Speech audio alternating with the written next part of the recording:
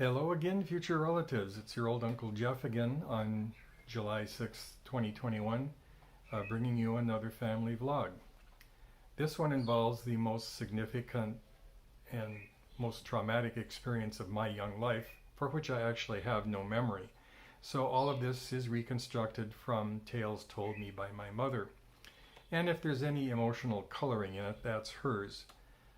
My spiritual path for the last 30 years has taught me to be neutral in everything, not to be too excited or too depressed over life events because they're transitory. And in the end, they probably don't really make a lot of difference. So, this is the story. It involves the week of February 14th, 1955. I'll start back with the death of Florence Wadheim just 2 weeks before, on January 29th,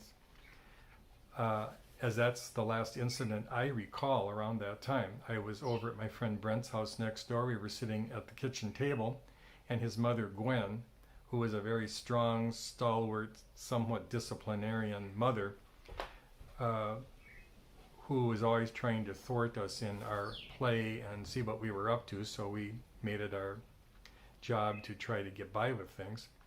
Anyway, she was standing at the kitchen sink leaning over and just sobbing uncontrollably. And she told us that Florence had been killed in a train accident. And I was 5.5, Brent was 4.5 at the time. We didn't understand what death was, but it was quite clear from her that we wouldn't see our beloved friend Aunt Florence anymore, nor would the lady who always brought us 3 candy bars in a bag from the Sword Camp drugstore ever visit us again. But at that age, you don't really have a way of expressing sorrow over something like that. It just made a big impression on me to see Mrs. Pushing lose it like that, and that sort of upset Brent and me to some degree, I suspect. So the big incident, Lloyd disappeared without any kind of forewarning, foreshadowing, or argument, or anything to bring up my mother's suspicions. It was Valentine's Day. I suspect she had taken me to a kid's Valentine's party. There were 2 other kids my age, Mary and Faye, daughters of my parents' friends, and Brent, who was a year younger, and we usually did parties together. So we were gone during the day. When Mom came home, she noticed something odd. Lloyd's closet was empty, all his bathroom stuff was gone and personal things, and otherwise everything else was fine. What was this, why would he take all his clothes and go on an unannounced trip? He'd had an affair about 10 years before, and she thought about that and then thought, well, I better go down to the store and see if I can find out if anybody knows anything. So she goes down to the store, everything's operating as normal as can be, except she notices that one of the clerks, Verna Fozzie, was acting kind of suspicious and sheepishly. So she, in her typical Martha method, said, "Verna, let's go out for coffee to Empey's across the street." And Verna was getting visibly more nervous as they went across to Empey's and ordered their coffee. And then my mother's famous line came out, "All right, let's get the cards out on the table." Even though my mother had no idea what was going on, she decided she was going to call a bluff and see what Verna said. Well, Verna immediately spilled the beans. Yes, she and Lloyd had been having an affair for some time. And they'd cooked up this plan that he would just disappear, and then she would quietly resign from the store 3 months later and go join him. And somehow in their naivete, this was going to work out, like no legal repercussions. Wouldn't mother wonder what's going on? Wouldn't little Jeffy wonder where his father is? Anyway, that part they hadn't figured out so well. So this is the way my mother described it. "I grabbed Verna by the nape of the neck or by her ear, and I dragged her down the street and around the corner to the end of the block to Harold Pfeiffer's office." That was the family lawyer. "And I sat her down in front of Harold, and he grilled her, and he got the goods on her." Well, she didn't exactly know where he was, but apparently within that week they were able to milk it out of her.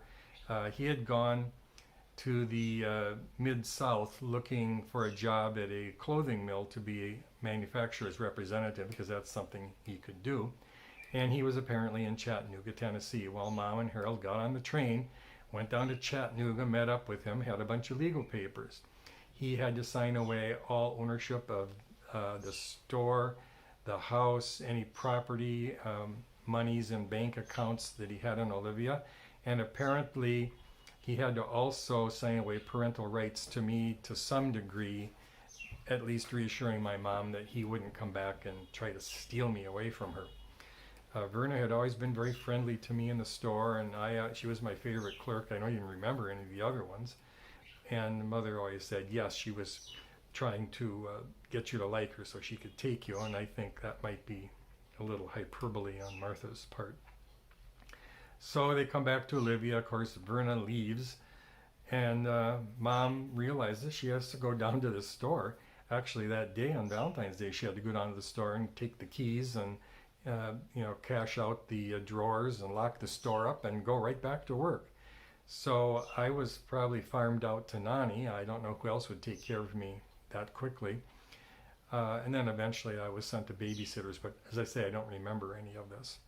Mom quickly discovered that Lloyd had been slowly embezzling money out of the store, or squirreling it away to make his great escape, and there was $20,000 missing. Now in 1955, $20,000 was a lot of money, and it would be hundreds of thousands nowadays. So you get the scale of things. Mom found that the store was actually on the brink of bankruptcy, so she went to her good friend Jerry Kircher at the local bank looking for a loan because she was going to work the store out of bankruptcy. Well, Jerry was a very strict German banker, and he wasn't going to take on some woman trying to restore a dying store. That just wasn't anything that would work, even though they were good friends and bridge partners, and Faye was in my class. So Mom went around to banks all around the area and was turned down, but finally she struck it rich in Hutchinson, town about 50 miles away, and she was able to get a bank loan, and she turned the store around, paid the loan off, and made it a very successful business. Years later, I put together the supposition that it could have been Lloyd's aunts, uncles, and his other family, because his family was, and his mother's family were all from Hutchinson. They were all farmers there. They owned land. And I just wonder if his parents, Gummy and Gumpy Rasmussen, didn't have some hand in maybe co-signing or helping her get that loan when no other bank would lend money to a woman with a failing business. She never said that, but that's just something I wonder about. So the rest is history. She did well with the store and brought it out of bankruptcy. And the rest of that year was kind of a blur to me. The next thing I remember was that Judy was getting married on June 17th. And this had been planned for Olivia. And of course, her father was going to walk her down the aisle. And Judy tells me that she was in contact with Lloyd, and he said, well, we can't have the wedding in Olivia. Those people in that town would run me out of town on a rail. So he was quite aware of what he had done to his prior life. So they changed the venue to St. Paul, a smaller wedding, I think in a church. And this would be the first time Mom and Lloyd would meet up again. I knew about the wedding and wanted to go, and I was told no, I couldn't go. I'd be left with a babysitter. And I believe my nanny and Aunt Ruth were there, and I don't know if they sat on opposite sides or sat in the back, or how they rearranged people so they weren't together. I do remember for my birthday that year, I did get a present from him, a baseball glove that was way too big for my little hand, and that was the last time I heard from him or got anything from him. So the next phase of the story will be in the next vlog, because of course here's a young divorcee in Olivia and a very handsome widowed pharmacist living in the same town, and even though there was 18 years between them, Sparks were about to fly, and I somehow predicted it.